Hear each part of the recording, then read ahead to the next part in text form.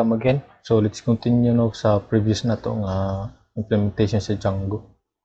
So if nag-close na mo sa inyong virtual environment, kinahanglan i-open. So kani siya. Mamali akong virtual environment nga gibuhat kaning env nga folder.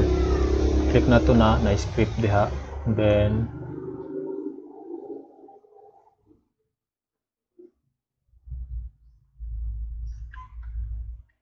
copy lang nato ni no. Dire sa atong command prompt, open mo command prompt, cd paste, change directory, activate. So nigana na nga atong virtual environment kaniyang nag-indicate no. So testingan na to og open tong file, cd kaning attendance system. So diri ta mo tan-aw sa kaning manage.py.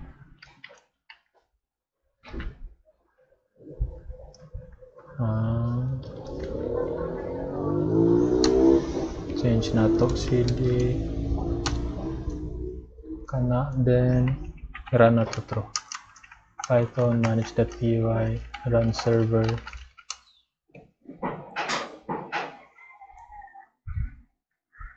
Okay, so accessible na din ang atong Django nga app sa kanang link. Try na kong open. So mo ni ang first indicator nga successfully na-install ang atong Django. Kanino? The installed work successfully, congratulations. So next na to step sa previous nakabuhat naman tag app which is kaning attendance app, no? So pwede ni nato i-open diri sa GitHub kato akong gikuan.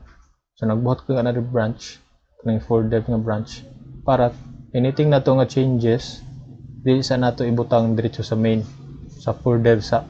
So pag working na ang code, ada sir na to emerge diri sa main nga branch.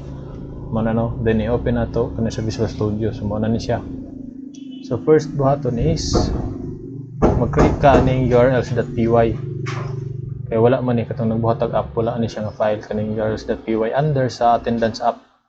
Diri nga folder. Kung i-check na to na diri nga folder kaning urls.py. Basically diha ang atong URL ibutang ang configuration sa atong URL. So mo nang first step no. And then kaning attendance app i-install ni nato sa atong project which is kaning attendance system project diri. So ato na to ang settings. Diri nato na ibutang, mag-append ta diri. So unsa man ito isulat? Sa atong isulat diri ang pangalan sa atong app, attendance app dot apps dot, then i-check nato diri sa apps.py sa atong app no, kani attendance app config mo natong ibutang sa settings, then kanya save lang din nato ang files, save. So mo na ni no, sabot ani is gi-install na nato ang apps nga attendance app diri sa atong project nga attendance system project. So kani siya nga part, kana siya nga part. And then pwede na din ta maka-create og models diri no. Pwede na din ta maka-create pag na-install na nato ang app sa atong settings sa atong project. So anything nga ma-reflect diri mabutang diri sa database. Then proceed ta diri sa settings gyapon no, sa settings sa atong project mag-add tag templates. So kaning sa directory mag-add ta diri og os.path.join, then katong base dir, comma, then ang name sa atong folder templates. So basically ang tanan nato app atong buhaton is ang templates nato is diri niya makita sa folder nga templates. So mag-create ra taon niya og template diri sa atong attendance app no, then save lang din nato, save. Then ang next is mag-configure ta sa atong static file. So ang static file, so basically no, ang static file dira nato ibutang ang kani CSS, JavaScript o images. So mo na gamiton nga mga files sa atong application. So mag-add tag another static underscore dirs equals, then list os path os dot path dot join base dir, then diri dahil nga folder sa static folder, murag same ra atong template kaya pa no. So ang static folder, ang static files dira nato ibutang sa static nga folder.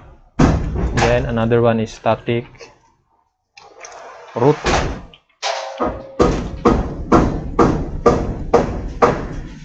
So os path dot join base dir static file. So basically pag mag-run tag command in the future no, kaning collect static command diha mabutang ang collect static command. So dira nga folder ang tanan static file sa atong app during ko ana ni siya deployment or production. So mo nang sa atong static configuration sa atong static files. No, after ana is mag-create ta og diri sa atong attendance app, mag-create tag another folder sulod ani. Mag-create ta og kato new folder static, and then kadtong new folder templates. So ana no. So under sulod pa gid aning static na to nga folder, mag-create tag another nga folder which is ang pangalan sa atong app, attendance app. Same ra pud sa templates. So mag-create tag another folder attendance app ana. So diri dayon sa templates sa attendance app, diri din ta mag-create og file. So mag-create ta og index.html. So depende na sa inyo sa pangalan sa atong ano. Totally point ra mo po nato na sa mag-create na tag view. So mag-create ta diha og index.html. So diri ta magsulat og HTML no, which is naa siya sa templates kani nga part. Atong buhaton una is mag-create tag simple nga view no.